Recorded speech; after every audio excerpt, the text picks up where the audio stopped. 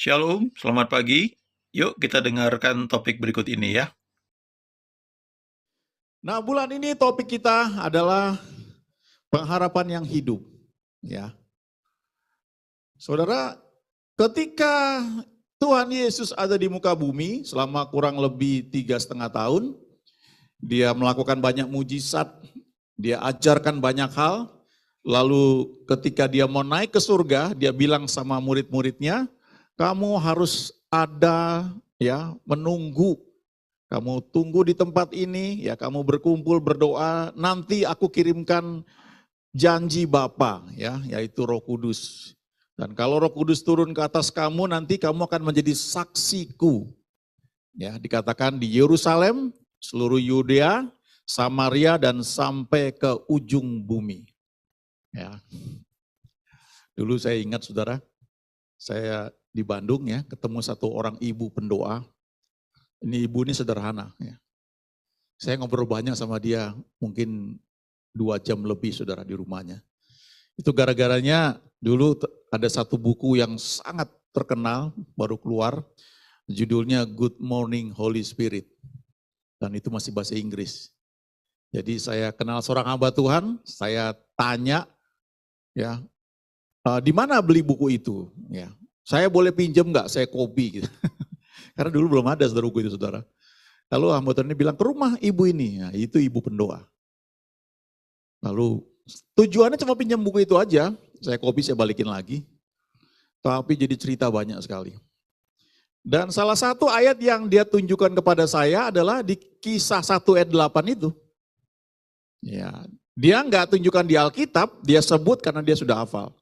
Kamu akan menjadi saksiku di Yerusalem, seluruh Yudea, Samaria, sampai ke ujung bumi.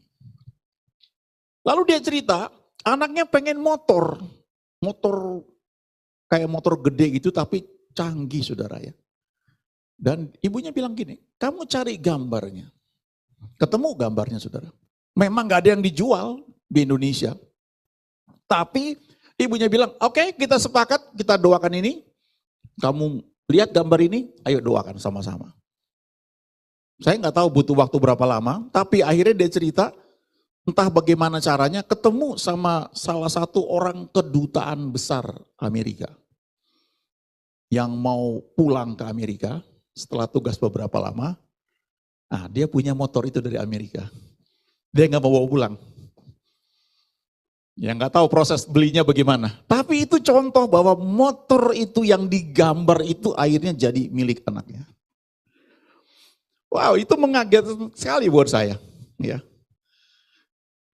Sederhana dia cerita, tapi memang setelah itu ya saya mulai tertantang untuk mengalami juga apa yang dia ceritakan ya dalam banyak hal saya akhirnya mengalami ya dalam bentuk yang beda. Tapi memang betul saudara, iman kita sebagai orang Kristen itu wow ya, kita tuh melayani Tuhan yang hidup. Kita datang hari Minggu tuh bukan sekedar karena satu kewajiban, karena orang tua kita ajarkan itu. Kalau nggak ke gereja kayaknya nggak enak gitu. Kita melayani Tuhan yang hidup dan kita punya pengharapan yang hidup. Ya.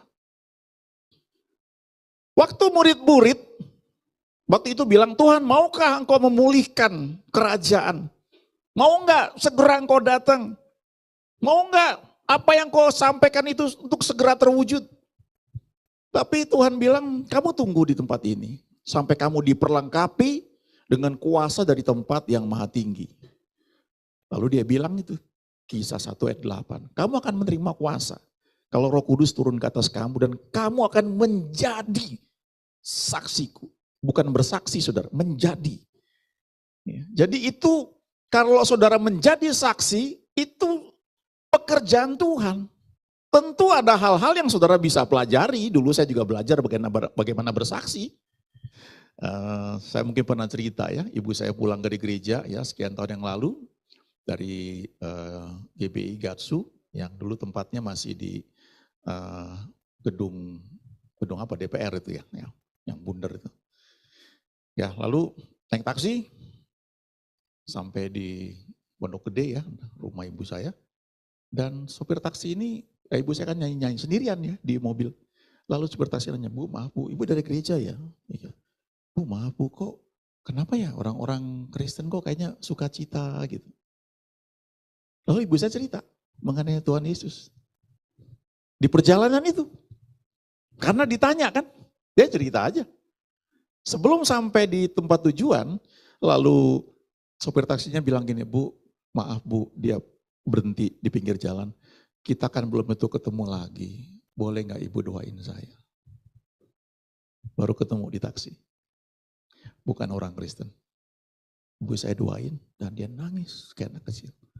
Nah yang saya mau ceritakan itu menjadi saksi. Ya.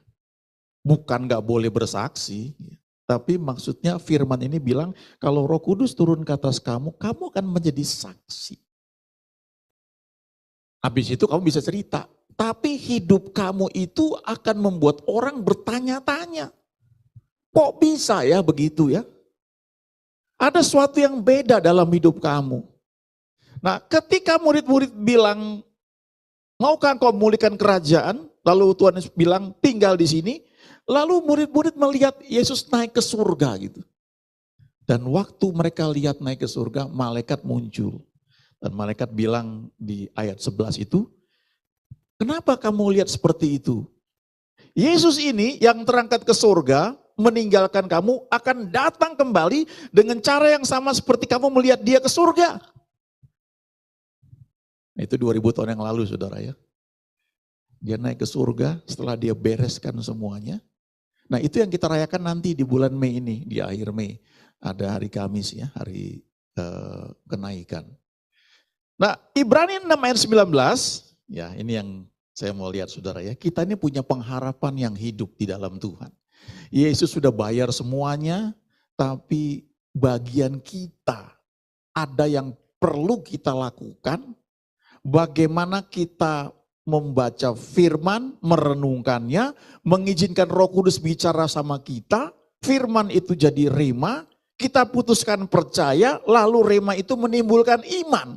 Dan iman itulah yang akan menarik semua yang Tuhan sediakan bagi orang percaya. Mekanismenya seperti itu. Ya, bersyukur kita diberi jadwal untuk baca Alkitab 5 pasal tiap hari. Itu bahan dasar. Ya, saudara mau bikin masakan tertentu di rumah, ada bahan dasarnya itu. Tinggal dicampur-campur nanti, tapi di rumah udah harus ada itu. Slide berikutnya mengatakan pengharapan itu adalah sauh yang kuat dan aman bagi jiwa kita. Yang telah dilabuhkan sampai ke belakang tabir, Ibrani 6 ayat 19 ya. Nah, apa yang disebut dengan sauh? Ya, kalau saudara lihat itu ada kapal ya. Kapal ini bisa yang kecil, bisa yang gede sekali. Lalu ada jangkar atau sauh, itu di sebelah kanan. Ya. Nah, saya tunjukkan slide berikutnya lagi ya. Ada gambar jangkar. Jangkar itu kalau saudara naik kapal laut, ya itu kapalnya gede khususnya, di sebelah kiri dan kanan itu ada jangkar 2. Seperti itu bentuknya. Jadi kalau kapal itu berlabuh ya di pantai, dia akan turunkan jangkar itu sampai ke dasar dan jangkar ini akan nyangkut di dasar laut itu. Lalu kapal ini bisa tetap ada di situ karena diikat pakai rantai yang besar dengan jangkar, jangkarnya tertancap di dasar laut. Jadi walaupun ada arus, kapal itu tetap di situ aja. Nah dikatakan pengharapan itu adalah sauh yang kuat dan aman bagi jiwa kita yang telah dilabuhkan sampai ke belakang tabir. Ya, tabir apa nih? Ini tabir bait suci yang terbelah 2 waktu Yesus mati di kayu salib. Dan dikatakan pengharapan kita itu seperti jangkar yang ditancapkan di ruang maha suci itu. Di ruang di balik tabir, di balik tirai. Dikatakan di surat Korintus tinggal 3 hal ini Paulus bilang. Ada iman, pengharapan, dan kasih. Yang paling besar itu kasih. Ada iman, pengharapan, kasih. Ada faith, hope, dan love. Ya. Iman itu adalah dasar dari segala sesuatu yang kita harapkan. kita mau berharap sesuatu, kita perlu dasar berpijak, yaitu iman. Saudara mengharapkan kesembuhan, saudara perlu berdiri di atas iman bahwa Tuhan memang mau saudara sehat. Nah itu nggak boleh konflik. Nah sebagian orang menganggap Tuhan itu memberikan penyakit untuk mengajar kita. Nah kalau seperti itu, saudara nggak punya dasar yang kuat untuk berharap disembuhkan Tuhan. Saudara perlu berpijak di dasar yang teguh dengan iman bahwa Tuhan mau saudara sehat. Baru saudara bisa berharap. Dan pengharapan itu seperti jangkar yang ditancapkan di ruang masuci. Nanti kita lihat lebih jauh lagi. Saudara, yang sangat mengerikan sebenarnya, saya itu baru belakangan dikasih tahu, walaupun udah pernah dengar ya. Di kekristenan itu kadang-kadang karena satu paham tertentu, itu jadi muncul sikap apatis. Kadang-kadang itu sulit ya, lebih mudah mendoakan orang sakit yang belum kenal Tuhan Yesus. Kadang-kadang seperti itu, dibanding yang kenal Tuhan Yesus. Karena kalau doktrinnya itu salah, itu mencengkram pikiran. Ada orang-orang yang begitu percaya kemahakuasaan Tuhan. God sovereign ya. Tuhan begitu berkuasa dan berdaulat, kedaulatan Tuhan. Nah kalau doktrin ini begitu kuat mencengkeram kita akan berpikir semua dalam kendali Tuhan. Saya sakit, oh dalam kendali Tuhan. Saya mengalami malapetaka, semua dalam kendali Tuhan. Nah ini yang perlu dibereskan saudara. Betul sebagai orang percaya saudara dalam perlindungan Tuhan. Tapi penyakit malapetaka itu bukan dari Tuhan. Nah itu yang mesti dibenahi. Sulit buat saya untuk buru-buru doain. Ya, kalau doain bla bla bla aja Tuhan berkati, Tuhan sembuhkan, ya abrakadabra ya itu bisa aja. Itu seperti saudara melihat pengemis di pinggir jalan meminta sedekah, mau dikasih syukur, enggak ya udah ada yang lain lagi.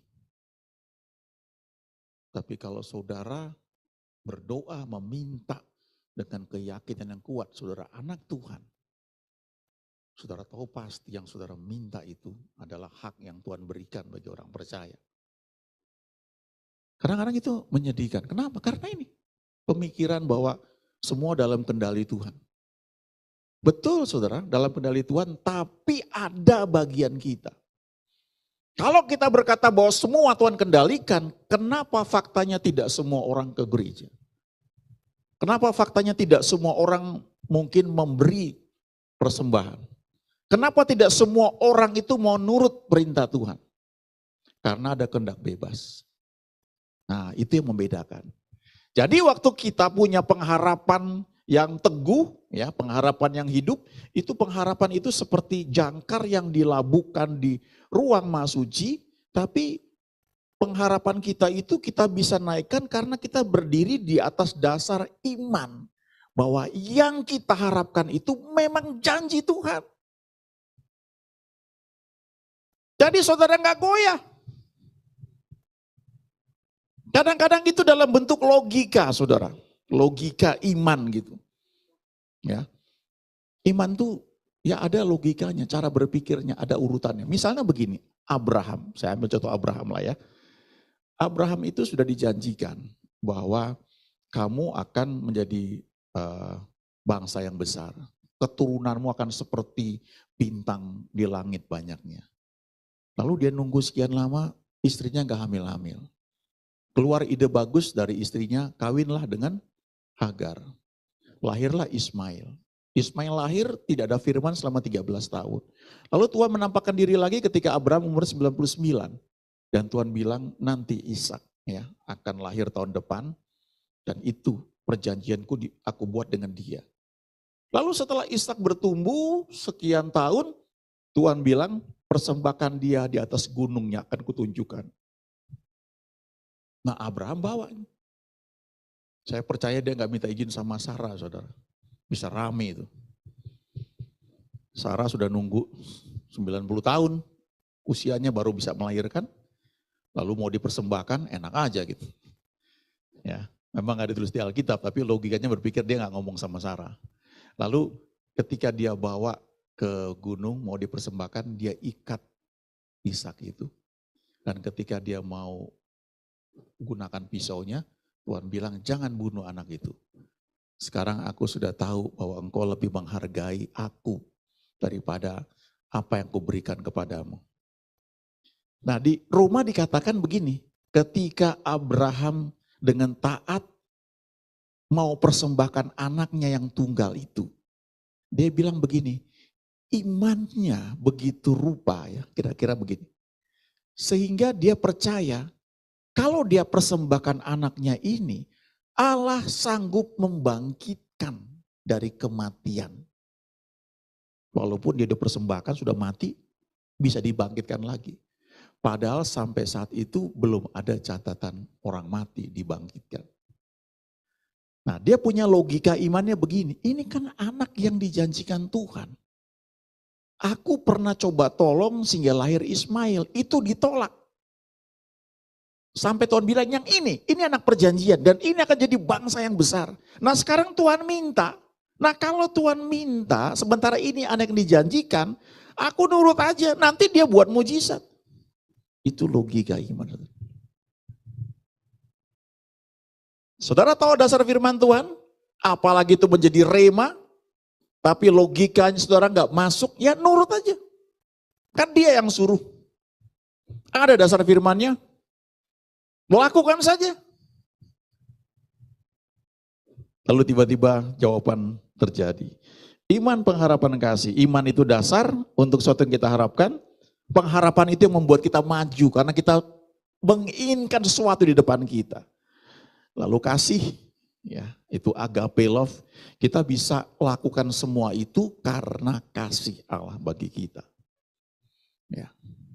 Slide berikutnya saudara, ini gambar tabernakel Musa di perjanjian lama seperti ini. Ya, itu ada halaman, ya, kemudian ada kemah, di dalam kemah itu terbagi dua, ada ruang suci dan ruang maha suci. Ya, slide berikutnya kalau gambar potongannya kira-kira seperti itu. Ya, ada ruang suci, di ruang suci itu di bagian depannya ada kaki dian, meja roti pertunjukan, ada mesbah dupa. Ya, nah ini dia gambarnya. Nah kalau kita geser lagi, ya slide berikutnya lagi, ini detailnya saudara. Saudara bisa cari di internet ya, ada artinya. Slide berikutnya lagi, ini saya perbesar. Ini ruang suci dan ruang maha suci. Ruang suci itu yang sebelah kanan, ada kaki dian, ada meja roti pertunjukan, ada mesbah dupa. Mesbah yang dipakai untuk menyembah. Di sebelah kiri itu ruang maha suci. Ruang maha suci itu cuma ada satu benda, yaitu tabut perjanjian. Nah, yang bisa masuk ke ruang maha suci itu hanya imam besar, setahun sekali. Sementara di ruang suci, para imam yang melayani di ruang suci. Nah, orang Israel yang lain itu di halaman masuknya. Jadi seringkali dibagi ini seperti tiga jenis atau tiga level kehidupan rohani. Apakah saudara di halaman seperti orang kebanyakan? Apakah saudara masuk ke ruang suci? Orang-orang Lewi melayani di sini. Ya, melayani ya. Pujian, penyembahan. Tentu saya percaya ada yang dipanggil juga dalam dunia bisnis, dunia profesional. Itu panggilan dari Tuhan. Ya, itu dikerjakan dalam rangka melayani Tuhan juga karena taat sama Dia. Lalu ada ruang maha suci. Nah, antara ruang suci dan ruang maha suci ini ada tabir, dan tabir ini atau tirai itu yang terbelah dua ketika Yesus mati di kayu salib. Jadi artinya sejak Dia mati itu terbuka. Kalau sebelumnya hanya imam besar itu bukan hanya orang Lewi tapi keturunan Harun dan hanya boleh setahun sekali masuk. Tapi setelah itu boleh siapa aja yang mau masuk. Enggak berhenti di ruang suci, tapi masuk ke ruang maha suci.